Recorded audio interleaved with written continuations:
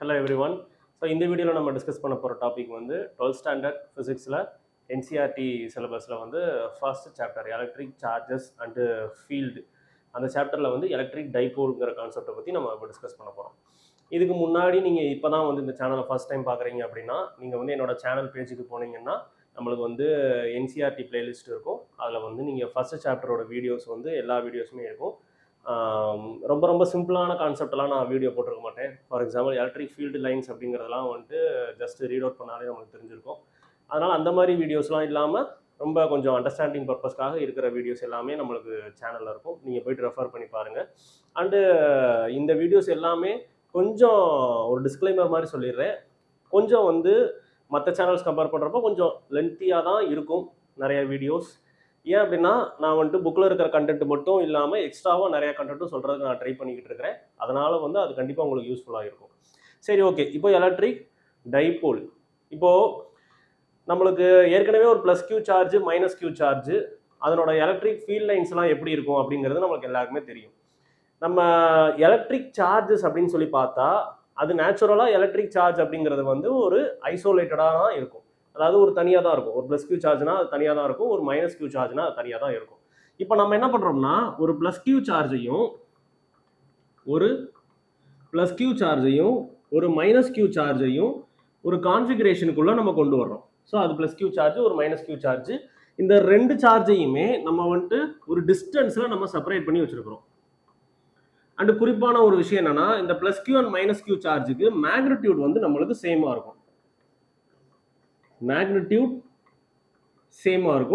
But நம்மளுக்கு வந்து sign வந்து டிஃப்ரெண்ட்டாக இருக்கும், plus minus. Okay, so plus Q charge and minus Q charge இதை நம்ம என்ன பண்ணிக்கிறோம்னா ஒரு டிஸ்டன்ஸில் செப்பரேட் பண்ணி வச்சுருக்கிறோம். இந்த ஒரு செட்டப்புக்கு பேர் தான் டைபோல் அப்படின்னு சொல்லுவோம். அப்போ வந்து two equal and opposite charges. Equal அப்படிங்கிற பட்சத்தில் நம்ம என்ன சொல்கிறோம், மேக்னிடியூட்ல ஈக்குவலாக இருக்குது. அப்போ two equal and opposite charges separated by a small distance is known as electric dipole. அவ்வளவுதான். அப்போ two equal and opposite charges, equal in magnitude but opposite in sign, separated by a small distance. அப்போ வந்து இந்த டிஸ்டன்ஸை வந்து நம்ம என்ன சொல்றோம்னா இங்க இருந்து இங்க வரை இருக்கிற டிஸ்டன்ஸ், இதோட சென்டரை நம்ம வந்து ஒரு பாயிண்ட் வச்சுக்கிட்டு இங்க இருந்து இங்க வரைக்கும் இருக்கிற டிஸ்டன்ஸ் ஏ, அதுக்கப்புறமா இந்த distance A, so that total distance 2a. அப்போ ப்ளஸ் கியூ சார்ஜில் இருந்து ப்ளஸ் கியூ சார்ஜ் எந்த பாயிண்ட்ல இருக்கோ அந்த பாயிண்ட்ல இருந்து சென்டர் ஆஃப் த டைபோல் அதுக்கு இருக்க டிஸ்டன்ஸை ஏன்னு சொல்லி மார்க் பண்ணியிருக்கிறோம். அதே மாதிரி மைனஸ் கியூ சார்ஜ்ல இருந்து சென்டர் ஆஃப் டைபோலுக்கு இருக்கிற distance A, so that the distance between two charges, இந்த ரெண்டு சார்ஜுக்கு உண்டான டிஸ்டன்ஸ் வந்து 2a அப்படின்னு மாதிரி சொல்லிக்கலாம். அப்போ இதுதான் நம்மளுக்கு டைபோல். அப்போ டைபோல்னா என்ன, two equal and opposite charges, two equal and opposite charges separated by small distance. அதுதான் நம்மளுக்கு டைபோல் அப்படின்னு சொல்றோம். மற்றபடி வந்துட்டு இதை தாண்டி நம்மளுக்கு டைபோல்ல நம்ம என்ன படிக்கணும்னா எலக்ட்ரிக் டைபோல் மொமெண்ட் அப்படின்னு சொல்லிட்டு ஒரு ஈக்குவேஷன் நம்ம படிக்கணும். Electric dipole moment.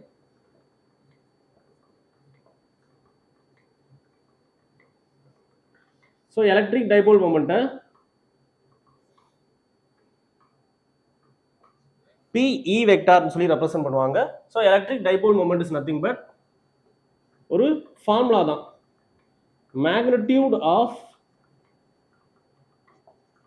One of the charges multiplied by distance between them. Magnitude of one of the charges into distance between them. அப்போ product of magnitude of one of the charges and distance between them.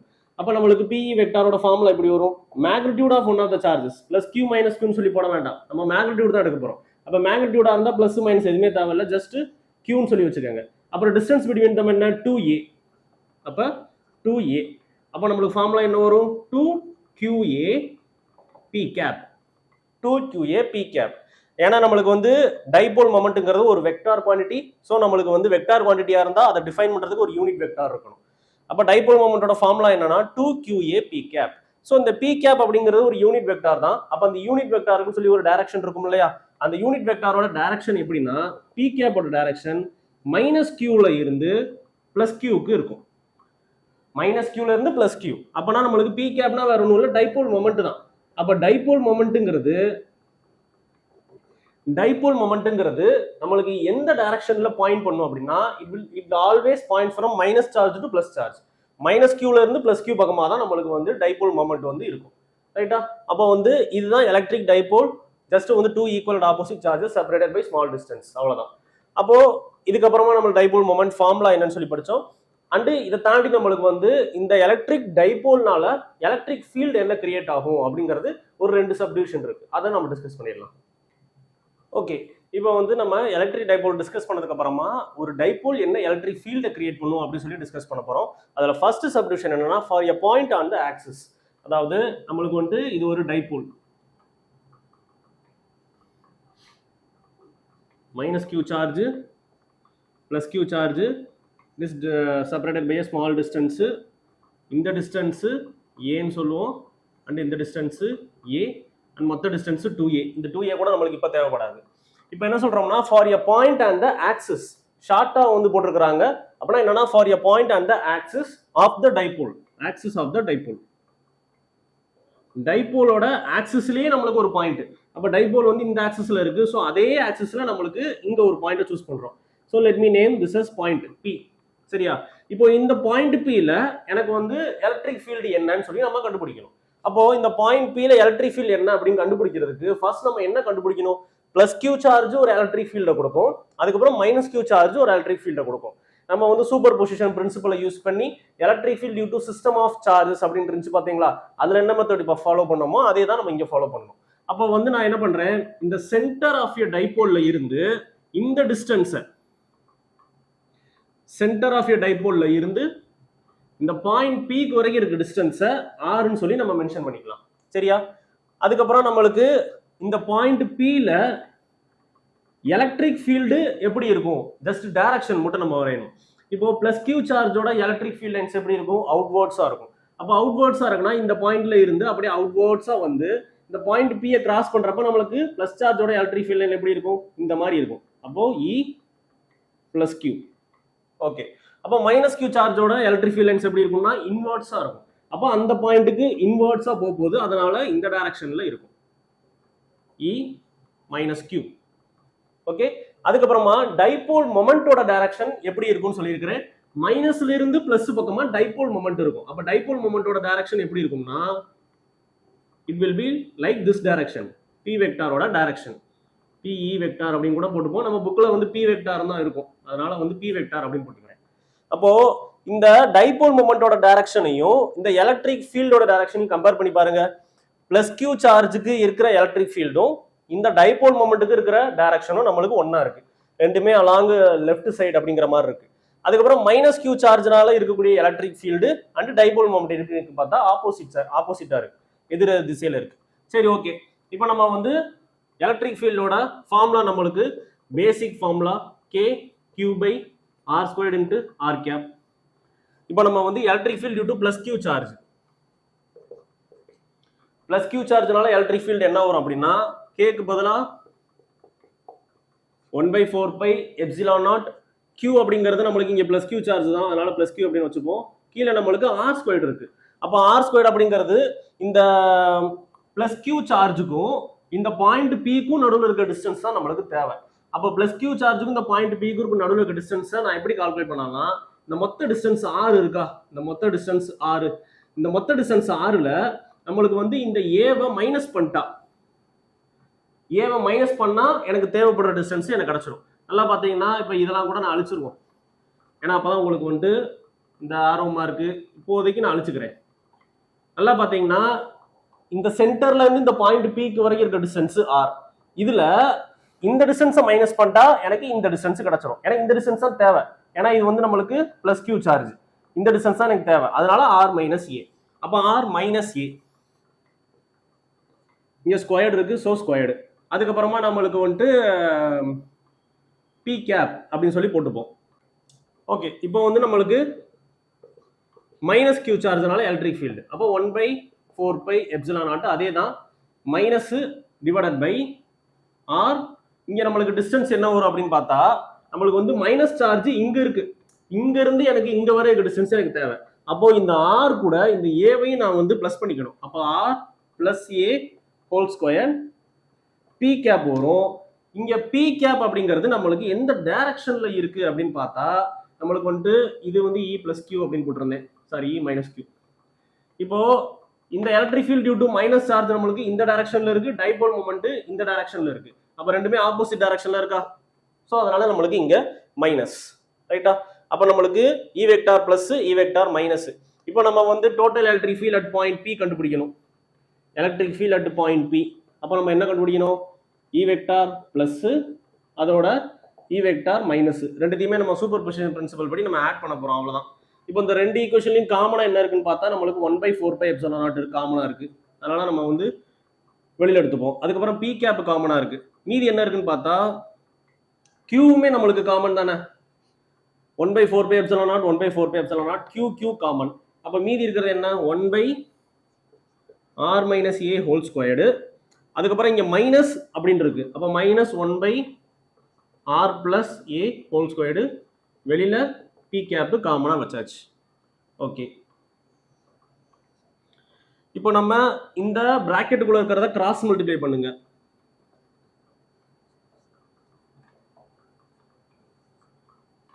r plus a whole squared minus r minus a whole squared divided by r squared r minus a whole squared into r plus a whole squared p cap. Just நான் வந்து இதை cross multiply பண்ணியிருக்கிறேன். அப்புறம் டினாமினேட்டர்ல இருக்கிறத வந்து just அப்படியே multiply பண்ண வேண்டியதான். அப்போ வந்து நம்மளுக்கு q/4πε0. இப்போ இது வந்து a plus b whole squared ஃபார்மேட்ல போடுங்க. a squared plus b squared plus 2ab. Okay, இங்க ஒரு மைனஸ் இருக்கு. அந்த மைனஸ் அப்ப வச்சுட்டு அதுக்கப்புறமா a minus b whole squared போட்டா a squared plus b squared minus 2ab. டினாமினேட்டர்ல மல்டிப்ளை பண்ணீங்கன்னா என்ன வரும்? r squared minus a squared whole squared அப்படின்னு வரும். இங்க நம்மளுக்கு பிளஸ் இருந்தாலும் இங்க நம்மளுக்கு மைனஸ் இருக்கு. ஸோ மல்டிப்ளை பண்றப்ப நம்மளுக்கு மைனஸ் ஆயிடும். வெளியில நம்மளுக்கு என்ன இருக்குன்னா p cap. இப்போ இங்க ஒரு மைனஸ் இருக்கா? இந்த மைனஸை இந்த பிராக்கெட்ல இருக்கிற டேர்ம் ஒவ்வொன்றுக்குமே மல்டிப்ளை பண்ணா என்ன வரும்? ஆர் ஸ்கொயர்டு பிளஸ்ஸா இருக்கு. ஸோ நம்மளுக்கு மைனஸ் ஆயிரும். இது நம்மளுக்கு ஏ ஸ்கொயர், அது நம்மளுக்கு பிளஸ்ஸா இருக்கு. இப்போ நம்மளுக்கு என்ன ஆயிரும்னா மைனஸ் ஆயிரும். இது மைனஸ் 2RAவா இருக்கு. அப்போ அந்த மைனஸ் மல்டிப்ளை பண்றப்ப பிளஸ் 2RA ஆயிரும். அப்போ மேல இருக்கிறதுல எது கேன்சல் ஆகும்னு பார்த்தா R squared minus R square, A square minus A square. அப்புறம் அந்த 2RA பிளஸ்ல இருக்கு, இங்க 2RA பிளஸ்ல இருக்கு. அப்போ அதனால அது கேன்சல் ஆகாது. மீதி என்ன இருக்குன்னா 2RA plus 2RA நம்மளுக்கு 4RA divided by R square minus A square whole square P cap. அப்ப எலக்ட்ரிக் ஃபீல்டோட ஈக்குவேஷன் என்ன வருதுன்னா Q by 4πε0. மேல வந்து நம்மளுக்கு 4QRA, கீழே நம்மளுக்கு என்ன இருக்குன்னா R square minus A square whole square P cap. மொத்தமாக நான் சேர்த்து எழுதிட்டேன். ஸோ இதுதான் நம்மளுக்கு ஆக்சுவல் ஈக்குவேஷனாக நம்மளுக்கு வரும். பட் நம்ம என்ன பண்ணுறோம்னா இன்னும் கொஞ்சம் ஈக்குவேஷனை சிம்பிளிஃபை பண்ணுறதுக்காக டிஸ்டன்ஸ் ஆரையும் ஏவையும் நம்ம கம்பேர் பண்ணுறோம். அதாவது இந்த டிஸ்டன்ஸ் ஆறுனா என்ன? சென்டர் ஆஃப் டைபோல்ல இருந்து நம்ம சூஸ் பண்ண பாயிண்ட்டுக்கு இருக்கிற டிஸ்டன்ஸ். இப்போ இந்த பாயிண்ட்டை நீங்க வந்து ரொம்ப ரொம்ப டிஸ்டன்ஸ் தள்ளி வச்சிருந்தீங்கன்னா, ரொம்ப டிஸ்டன்ஸ் தள்ளி வச்சிருக்கீங்க when comparing to this distance a, இந்த டிஸ்டன்ஸ் ஏக்கு கம்பேர் பண்றப்ப இந்த டிஸ்டன்ஸ் ஆறுங்கிறது நம்மளுக்கு ரொம்ப லாங்கா இருக்குது, இல்ல ரொம்ப லார்ஜா இருக்குதுன்னா அப்ப நம்ம என்ன பண்ணலாம்னா நம்மளுக்கு இங்க ஏ ஸ்கொயர்டா அப்படியே நெக்லெக்ட் பண்ணிடலாம். 4QRA divided by 4πε0. இங்க நம்மளுக்கு R square minus A square whole square இருக்கா? அதுல வந்து ஏ ஸ்கொயர்டை நம்ம வந்து நெக்லெக்ட் பண்ண போறோம். அதனால மீதி இருக்கிறது என்னன்னு பார்த்தா ஆர் ஸ்கொயர்டு ஹோல் ஸ்கொயர் இருக்கும். ஸோ r⁴ அப்படின்னு வச்சுக்கோங்க. r⁴ வெளியில என்ன இருக்குன்னா பி கேப். உங்களுக்கு வந்து ஒரு டவுட் வரலாம், நம்ம வந்து ஏவை வந்து ரொம்ப சிறுசா இருக்குன்னு சொல்லி நம்ம நெக்லெக்ட் பண்ண போறோம். ஆனா நம்மளுக்கு நியூமரேட்டர்ல இருக்கிற ஒரு ஏ நம்ம வந்து நெக்லெக்ட் பண்ணல, டினாமினேட்டர்ல இருக்கிற ஏவை தான் நம்ம நெக்லெக்ட் பண்றோம். அது எதுக்காக அப்படின்னா எப்பயுமே நம்மளுக்கு வந்து ஏதாவது ஒரு பர்டிகுலர் டேர்மை வந்து நீங்க நெக்லெக்ட் பண்றீங்கன்னா அது அடிஷன் இல்லைன்னா சப்ராக்ஷன்ல இருக்கிறப்ப தான் நீங்க நெக்லெக்ட் பண்ணணும். ஏன் அப்படின்னா இப்ப ஒரு எக்ஸாம்பிளுக்கு சொல்றேன். இந்த ஆறுங்கிறது வந்து நம்மளுக்கு ஒரு 200 மீட்டர் அப்படின்னு இருக்கு. ஏவோட டிஸ்டன்ஸ் வந்து ஜஸ்ட் 1 மீட்டர் அப்படின்னு இருக்கு. அப்ப நம்மளுக்கு ஆர் மச் கிரேட்டர் தென் ஏ தானே, ரொம்ப பெருசா தான் இருக்கு, கிட்டத்தட்ட 200 மடங்கு பெருசா இருக்கு. அப்போ நீங்க ஏவை நெக்லெக்ட் பண்றீங்கன்னா வச்சுக்கோங்களேன், இல்ல ஏவை இப்ப நெக்லெக்ட் பண்ணல, இப்ப ஏவை நெக்லெக்ட் பண்ணாம நீங்க என்ன பண்றீங்க, இங்க நம்மளுக்கு ஆர் ஸ்கொயர்டு மைனஸ் ஏ ஸ்கொயர்டு ஹோல் ஸ்கொயர்டுன்னு இருக்கு. இந்த ஆர் ஸ்கொயர்டு போட்டீங்கன்னா 200 ஹோல் ஸ்கொயர்டு பெரிய குவான்டிட்டியா வரும். ஏ ஸ்கொயர்டுங்கிறது 1 ஸ்கொயர்டு, அப்போ 1 தான் வரும். இப்போ நீங்க இந்த டேர்ம்ல நீங்க இதை மைனஸ் பண்ணீங்கன்னா நம்மளுக்கு என்ன பெரிய டிஃபரன்ஸ் எது வரப்போதா? கண்டிப்பா நம்மளுக்கு வராது. அப்ப நம்மளுக்கு கிட்டத்தட்ட பாத்தீங்கன்னா இந்த 200 இல்லைன்னா நம்மளுக்கு இங்க ஸ்கொயர்டே இல்லைன்னா கூட ஜஸ்ட் 200 மைனஸ் 1 போட்டீங்கன்னா 199 தான் வரும். இல்ல 200 பிளஸ் 1 போட்டீங்கன்னா 201 சொல்லிட்டு வரும். அப்ப நம்மளுக்கு வந்து 200 நீங்க ரவுண்ட் ஆஃப் பண்ணிக்கலாம், இதுல பிரச்சனை கிடையாது. ஆனா இதே இது நம்மளுக்கு இந்த ஏவம் வந்து மல்டிபிளிகேஷன்ல இருக்கிறப்ப நம்மளுக்கு வந்து பெரிய டிஃபரன்ஸை கொண்டு வரும். இப்ப ஏங்கிறது 1 இருக்க போய் நம்மளுக்கு சரியா போச்சு. இப்ப ஏ 2 இருந்துச்சுன்னா நம்மளுக்கு 200 அப்படிங்கிறது மல்டிப்ளை பை 2 போடுறப்ப நம்மளுக்கு வந்து 400 மாறும். அப்ப எப்பயுமே நெக்லெக்ட் பண்றது வந்து நீங்க ஒரு அடிஷன் இல்ல சப்ராக்ஷன்ல இருந்தா தான் நெக்லெக்ட் பண்ணணும், மல்டிபிளிகேஷன்ல இருந்தா நீங்க நெக்லெக்ட் பண்ணக்கூடாது. சரி, ஓகே.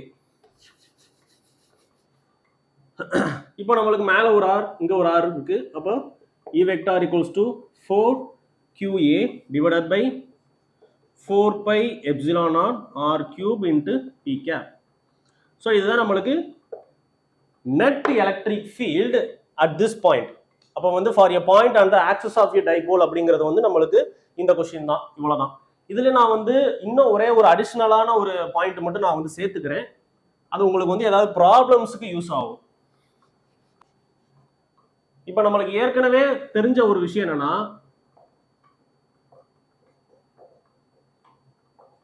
டைபோல் மொமெண்ட்னு சொல்லி நம்ம ஒன்று படிச்சிருக்கிறோம். அப்ப டைபோல் மொமெண்டோட ஃபார்முலா நம்ம என்ன படிச்சோம், 2QA P கேப்னு சொல்லி நம்ம படிச்சோம். 2QA P gap. இப்போ இந்த ஈக்குவேஷனை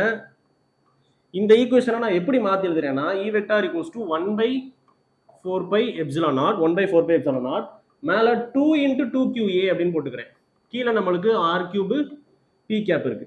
இங்க 4QA இருக்கிறத 2 into 2QA அப்படின்னு போட்டேன். அப்போ 2QA P கேப்புக்கு பதிலாக என்ன போட்டுக்கலாம், P வெக்டார். இல்ல நம்மளுக்கு நான் வந்து PE வெக்டார்னு போட்டிருக்கிறேன், நீங்க வந்து ஜஸ்ட் P வெக்டார்னே போட்டுக்கோங்க. அப்போ 2QA P கேப்புக்கு பதிலாக E vector equals to 1/4 pi epsilon naught P vector 2 P vector by R cube. இந்த மொத்த டேர்முக்கு பதிலாக நீங்க P வெக்டார்னு போட்டீங்க, மேல 2QA P கேப்புக்கு பதிலாக P வெக்டார் அப்படின்னு போட்டீங்க.